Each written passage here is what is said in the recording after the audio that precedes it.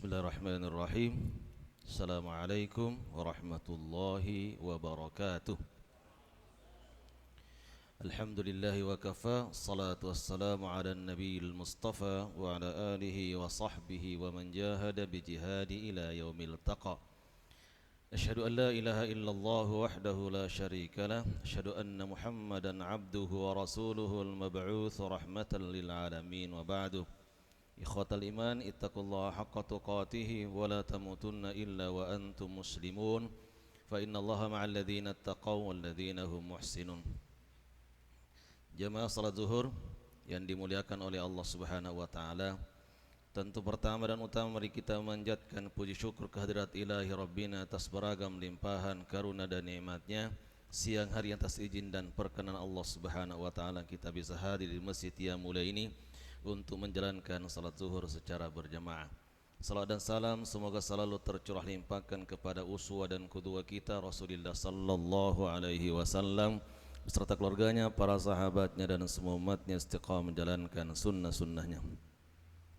Kali ini kita akan bahas terkait dengan rezeki atau jenis-jenis rezeki dalam Al-Quran. Jenis-jenis rezeki dalam Al-Quran. Poin pertama, kata rezeki itu sendiri Allah ungkapkan dalam Al-Quran sebanyak 108 kali. Kata rezeki dalam Al-Quran diungkapkan oleh Allah sebanyak 108 kali. Allah ingin memperlihatkan kepada kita betapa banyak nikmat, karunia dan rezeki yang Allah berikan kepada kita. Sehingga sekiranya manusia ingin menghitungnya tidak akan mampu menghitungnya. Wa atakum min kulli ma sa'altumuh wa in ta'uddu ni'matallahi la tuhsuha innal insana ladzalumun kafar. Allah akan berikan kepada kalian apa yang kalian minta. Sekiranya kalian menghitung-hitung nikmat Allah Subhanahu wa taala, kalian tidak akan mampu menghitungnya. Sayangnya manusia punya sifat zalim dan sekaligus kufur nikmat. Bahkan dalam ayat yang lain Allah sebutkan bahwa walau annama fil ardi min syajaratin aqlam wal bahru yamudduhu min ba'di sab'atu abhurin ma nafidat kalimatullah innallaha azizun hakim. Sekiranya cabang atau dahan ranting pohon-pohon itu dijadikan sebagai pena dan tintanya adalah air lautan, maka air lautan itu akan habis menjadi tinta dan kalian tidak akan mampu menghitung nikmat dan kalimat-kalimat Allah Subhanahu wa taala. Untuk itu kita harus mempelajari apa saja jenis-jenis rezeki dalam Al-Qur'an agar setiap saat kita mampu berterima kasih kepada Allah sekaligus membalas semua nikmat itu dengan semakin menjadikan Allah sebagai sembahan kita satu-satunya. Itulah yang dimaksudkan oleh Allah dalam surat Al-Baqarah ayat 22. Ya ayuhan nasu ubudu rabbakumul ladzi khalaqakum wal ladzina min qablikum la'allakum tattaqun alladzi ja'ala lakumul arda firasyan was samaa'a binaa'a wa anzala minas samaa'i maa'an fa akhraja bihi minats thamarati rizqan lakum fala taj'alu lillahi andada. Wahai manusia, sembahlah Tuhanmu yang telah menciptakan kalian dan menciptakan umat-umat sebelum kalian agar kalian menjadi orang yang bertakwa. Siapa itu Allah? Dialah Allah yang menjadikan langit itu sebagai atap dan menjadikan bumi sebagai hamparan dan menurunkan hujan dari langit untuk menumbuhkan tanaman yang kalian tanam. Kata Allah tujuannya fala taj'alu lillahi andada. Jangan sekali-kali kalian menjadikan Allah itu ada tandingan dalam sembahan. Itu yang Allah minta. Tidak sekali-kali kita boleh mengangkat Allah, mengangkat Tuhan selain Allah Subhanahu wa taala sebagai sembahan. Inilah jenis-jenis rezeki dalam Al-Quran. Satu, jenis rezeki yang pertama disebut dengan rizqun am, rezeki umum, nikmat umum. Mengapa disebut sebagai nikmat umum, rezeki umum? Karena satu, rezeki ini juga diberikan kepada makhluk-makhluk yang lain. Jadi Allah pun berikan rezeki ini kepada makhluk-makhluk yang lain. Yang kedua disebut sebagai rezeki umum ini karena dia adalah kebutuhan dasar. Kebutuhan dasar manusia, kebutuhan dasarnya Allah sudah siapkan sebelum kita lahir atau Allah berikan ketika kita lahir. Apa saja? Satu, di antaranya langit. Allah sudah ciptakan sebelum kita lahir. Ada bumi sebagai hamparan, sebagai tempat kita tinggal, Allah sudah ciptakan. Demikian juga ketika kita lahir, Allah lengkapi dengan tangan, Allah lengkapi dengan mata supaya kita bisa melihat, Allah lengkapi dengan telinga supaya kita mendengar, Allah lengkapi kita dengan nafas supaya bisa hidup di atas permukaan bumi ini. Makhluk-makhluk yang lain juga mendapatkan hal yang sama. Nyamuk walaupun kecil ada matanya. Seperti apa matanya? Wallahu a'lam. Ada juga kemudian telinganya, mampu mendengar, mampu kemudian terbang sebagai alat kelengkapan dalam dirinya. Termasuk nikmat umum itu adalah menikah, tempat tinggal, itu bagian dari rezeki umum yang Allah berikan kepada kita. Untuk itu, walaupun nikmat itu sudah melekat dan sudah ada pada diri kita sebelum kita atau ketika kita lahir, wajib hukumnya mensyukuri nikmat ini. Karena kadangkala manusia kemudian lupa mensyukuri karena sudah setiap saat ada pada dirinya. Enggak perlu syukur, sudah ada kok. Iya, tetapi akan terasa berharganya nikmat ini ketika Allah cabut. Telinganya tidak lagi berfungsi dengan baik. Biasanya baru sadar, ya Allah, betapa berharganya telinga yang merupakan sumber pendengaran. Betapa berharganya mata. Saya sekarang tidak pakai kacamata. Nah itu, jadi teman-teman ini wajahnya apa?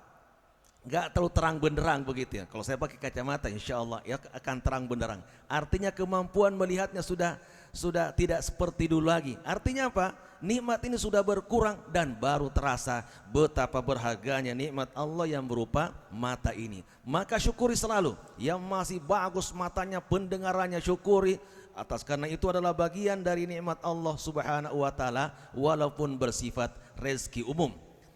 Yang kedua, kita lanjut. Yang kedua adalah disebut sebagai rezeki yang diusahakan, rizkum muktasab, rizkun atau nikmatun muktasabah. Ada rezeki tetapi harus ada usaha, ada ikhtiar, ada kerja, dan makhluk lain juga sama, melakukan hal yang sama, bekerja juga. Nyamuk harus keluar dari tempatnya untuk cari manusia agar bisa digigit, diserap diisap darahnya.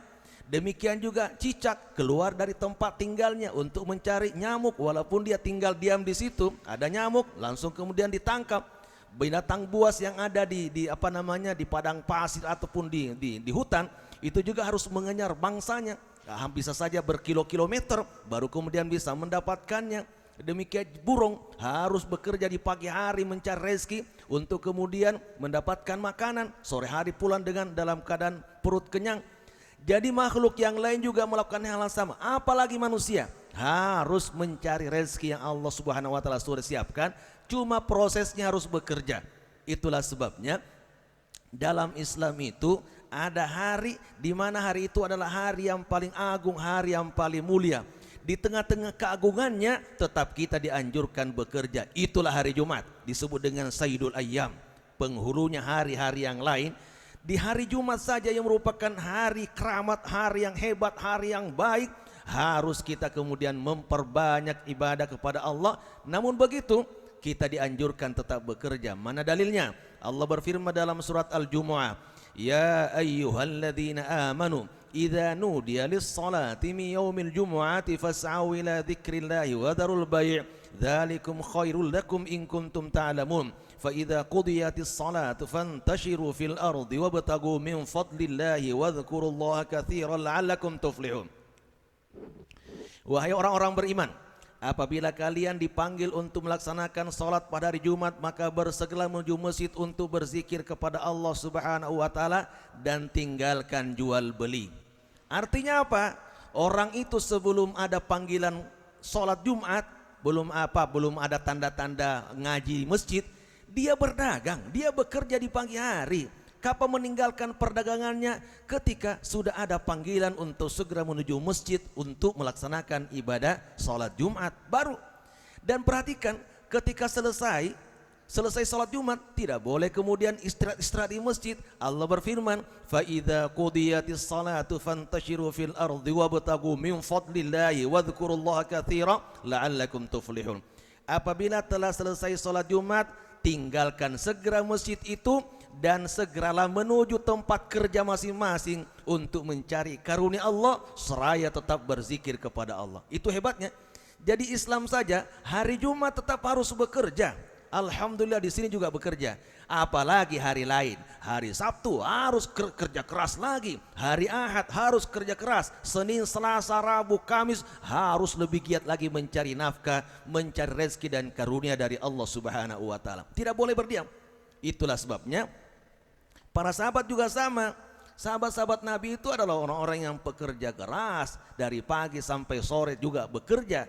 Satu ketika ada seorang ada seorang sahabat yang kemudian bekerja di sawah, di ladang begitu, lalu bertemu dengan Rasul. Lalu Rasul melihat tangannya kemudian melepuh. Ini banyak kapalan-kapalannya. Rasul bertanya kepadanya, kenapa tangan kamu sampai melepuh begini? Kata dia, aku bekerja untuk mencari nafkah dengan cara bercocok tanam. Maka kemudian Rasul mengambil tangan orang itu lalu dicium dan mengatakan bahwa tanganmu ini tidak akan disentuh oleh api neraka. Betapa mulianya teman-teman yang bekerja, alhamdulillah. Nah, makanya istri juga diingatkan ya, kalau bisa diingatkan para istri. Kalau saya pengajian terkadang mengingatkan para istri, jangan lupa kalau suaminya pulang dari kerja di kantor, perhatikan tangannya, cium tangannya. Dan katakan, tanganmu wahai suamiku tidak akan disentuh oleh api neraka karena engkau adalah pekerja keras. Maaf ya, sekali lagi maaf, sekiranya teman-teman ada yang botak kepalanya, istri suruh pegang. Wahai, kata istri, kepalamu yang botak ini alhamdulillah tidak akan disentuh oleh api neraka karena engkau berpikir keras bagaimana mencari nafkah. Begitu kira-kira. Jadi suami juga insya Allah semangat akan bekerja karena mendapatkan kemudian penghargaan dari pasangan kita di rumah masing-masing. Teman-teman, maka wajib hukumnya kita bekerja. Wa qul i'malu fasayarallahu amalakum wa rasuluhu wal mu'minun. Kalian bekerjalah kalian wahai kaum mukminin, wahai orang-orang Islam. Allah akan melihat kerja kalian dan Rasulnya beserta orang-orang beriman. Hadirin hadirat yang dimuliakan oleh Allah Subhanahu wa taala. Jadi harus bekerja. Termasuk teman-teman ya, yang namanya yang belum menikah harus dicari. Kalau binatang lain bebas, tinggalnya ke lapangan ketemu betina udah. Tapi namanya laki-laki harus mencari pasangan dan kemudian tulis sebutkan tanda-tandanya, ciri-cirinya, istri soleh seperti apa. Cari seperti itu, bahwa tungkahul mar'a li arba, li jamaliha, dan wanita dinikahikan 4 faktor, karena cantiknya, wali maliha karena hartanya, wali nasabiha karena keturunannya, wali diniha karena faktor agamanya, fasfar lidzati dini taribat yadak. Carilah karena faktor agamanya, insya Allah akan menenteramkan hati. Sekiranya 4-4-nya tidak bisa dicari, maka yang paling minimal adalah dari faktor agamanya, karena itu akan membawa kepada kebahagiaan dan ketenangan. Sekira begitu ya. Jadi ada namanya rezeki yang harus diusahakan. Yang ketiga, rezeki ketiga adalah disebut dengan rizkun ghairu muktasab, rezeki yang tak terduga. Bisa jadi kerja kita biasa-biasa saja, tapi hasilnya luar biasa hebatnya. Mungkin tidak pernah terprediksi sebelumnya bahwa kita akan mendapatkan rezeki sebesar ini, tapi kenyataannya di depan mata ada rezeki yang kita dapatkan. Itulah yang disebut dengan rezeki tak terduga. Sering saya sampaikan, walaupun disebutkan hadisnya lemah, tetapi kemudian bisa dijadikan sebagai sebagai bahan renungan saja, bahwa Abdurrahman bin Auf ingin kemudian menjadi orang miskin, gak bisa jadi miskin, dia tetap aja kaya. Satu ketika pulang dari perang Tabuk, kurma-kurma itu membusuk karena ditinggal berperang selama beberapa hari. Ada mengatakan 40 hari pulang pergi. Itu kemudian jadi kurma yang ditinggalkan membusuk karena sudah matang dan belum dipetik. Sekembalinya dari perang Tabuk itu, Abdurrahman bin Auf melihat kurma-kurma itu sudah busuk semua, maka dia bertekad, bercita-cita, kalau begini aku hari ini benar-benar akan menjadi miskin. Kenapa? Karena aku akan membeli semua kurma busuk ini dengan harga normal, sehingga saya tidak bisa jual, harta saya habis, lalu kemudian orang yang berangkat perang bisa menikmati hasil dari penjualan kurmanya. Jadi dia beli semua. Wahai sahabat-sahabatku, kumpulkan korma busuk kalian dan saya akan beli dengan dengan harga normal, karena selama ini saya bercita-cita untuk menjadi orang yang miskin, gak usah terlalu kaya-kaya amat begitu ya, sehingga nanti beli normal dan saya tidak bisa jual lagi.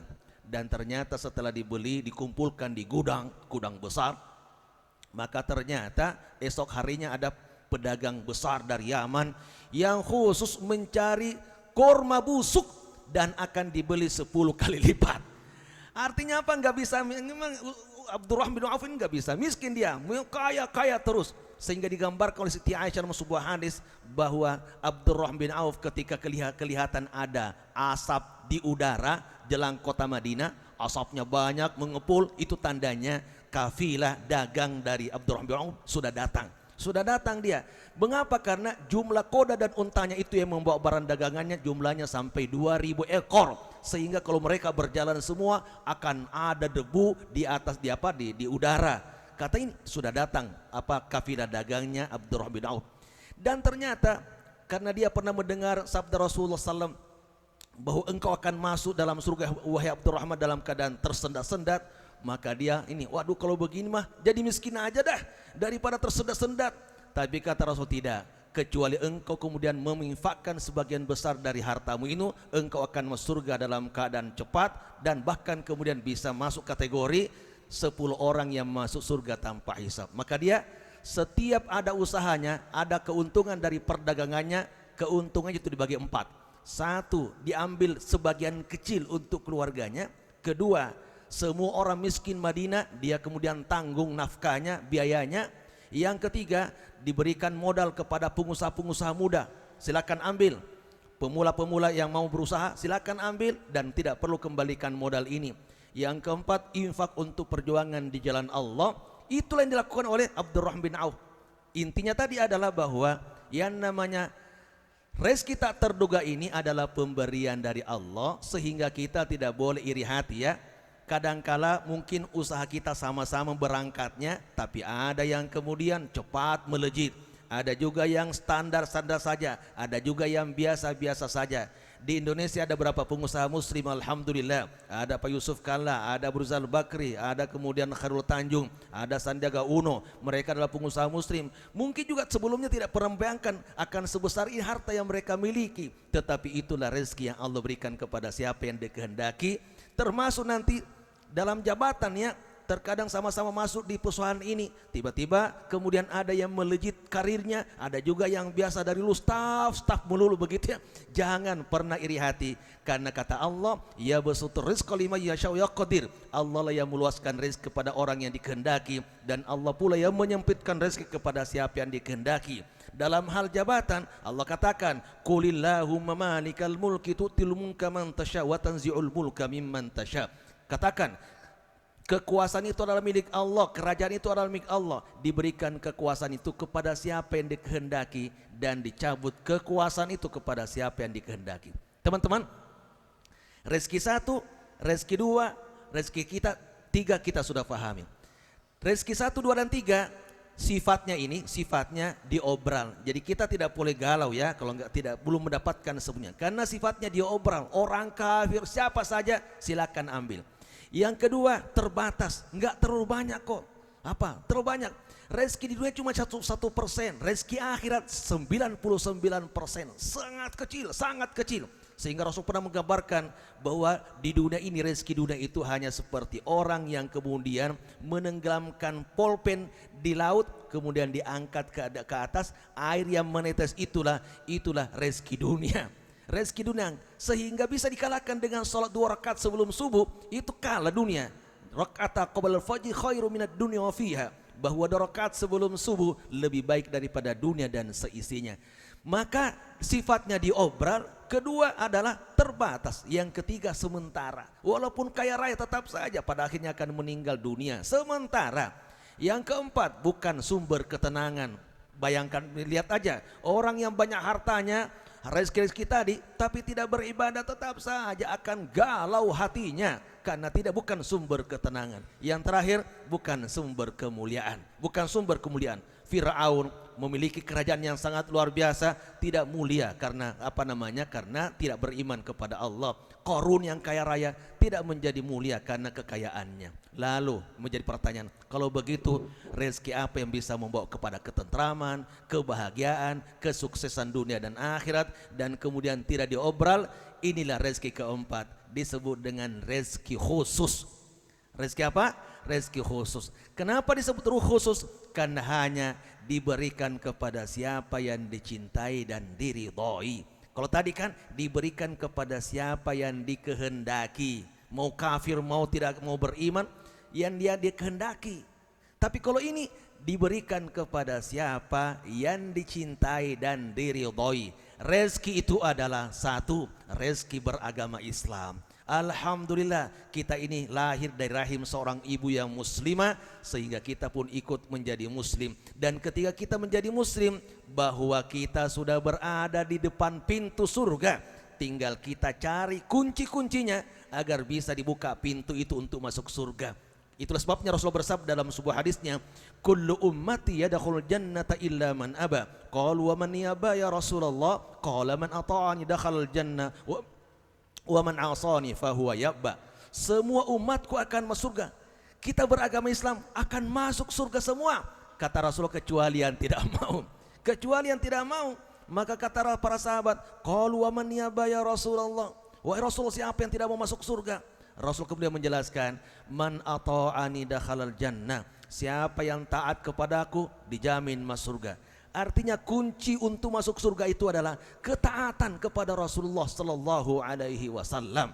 Dan barang siapa yang membenci sunnahku, tidak mau kemudian mengikuti sunnahku, fahuwa ya'ba, itulah orang yang enggan masuk surga. Untuk itu mari kita pegang kuncinya, buka kuncinya, insyaallah kita akan masuk surga.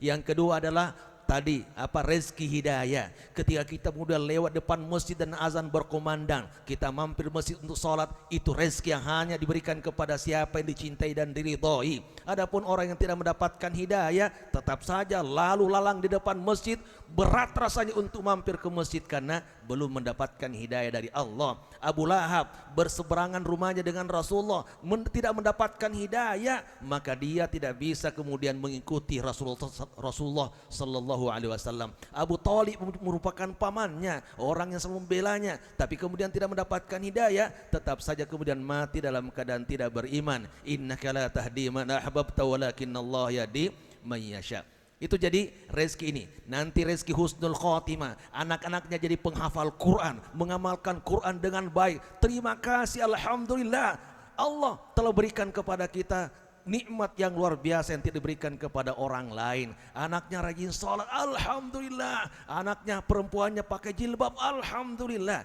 Dan akhirnya kita husnul khotimah, itu nikmat terbesar, dan itu rezeki yang khusus diberikan kepada orang yang dicintai dan diridhoinya. Pada akhirnya akan masuk surga Allah Subhanahu wa taala. Sebagai poin terakhir, setelah kita membahas terkait dengan rezeki, sebentar lagi kita akan memilih pemimpin. Memilih pemimpin itu bagian dari rezeki yang harus diusahakan. Maka mari gunakan haknya, hak pilihnya untuk kemudian mencoblos tanggal 14 Februari ini. Dan ingat bahwa jangan sekedar mencoblos, tapi pastikan yang bisa membawa kita mendapatkan rezeki khusus tadi. Maka pilih orang-orang yang disebutkan kriterianya dalam Al-Quran. Di antaranya satu, kuat fisiknya. Yang kedua adalah orang itu luas wawasannya. Yang ketiga adalah amanah. Yang keempat adalah profesional. Yang kelima adalah disebutkan dalam surat Al-Maidah, alladzina yuqimunas shalah, rajin salat dan peduli dengan masyarakat, wahum raki'un, dan dia adalah orang yang siap tunduk di hadapan Allah Subhanahu wa taala. Itulah pemimpin yang disebutkan ciri-cirinya oleh Allah dalam surat As-Sajdah. Disebutkan di sana bahwa waja'annahum a'immatan yahduna bi amrina lamma sabaru. Orang yang berhak menjadi pemimpin di antara kalian adalah orang yang sabar. Karena memimpin 280 juta masyarakat Indonesia dibutuhkan kesabaran. Wa kanu bi ayatina yuqinun, dan yakin terhadap ayat-ayat Allah Subhanahu wa taala. Kalau kita memahami itu semua, bahwa tujuan kita memilih pemimpin dalam rangka tadi mendapatkan pemimpin yang baik yang bisa mengarahkan masyarakat untuk kemudian bisa menjemput rezeki khususnya tadi, itulah yang harus kita pilih. Sehingga ketika kita masuk dalam TPS nanti, insya Allah itu bagian dari ibadah kepada Allah. Niatkan, aku ingin beribadah kepadamu dan aku ingin supaya hisab saya di akhirat semakin ringan. Aku pilih si fulan karena ini yang paling mendekati ciri-ciri yang engkau sebutkan dalam firman-firman-Mu. Saya kira itu dulu yang paling penting untuk kita sampaikan. Semoga Allah berikan kepemimpinan yang baik, rezeki yang baik tadi, sehingga Indonesia menjadi negara yang baldatun thayyibatun warbun ghafur, dan kita di akhirat insyaallah hisabnya semakin ringan dan kita pun semuanya akan masuk surga Allah Subhanahu wa taala. Wabillahi taufiq wal hidayah. Wassalamualaikum warahmatullahi wabarakatuh.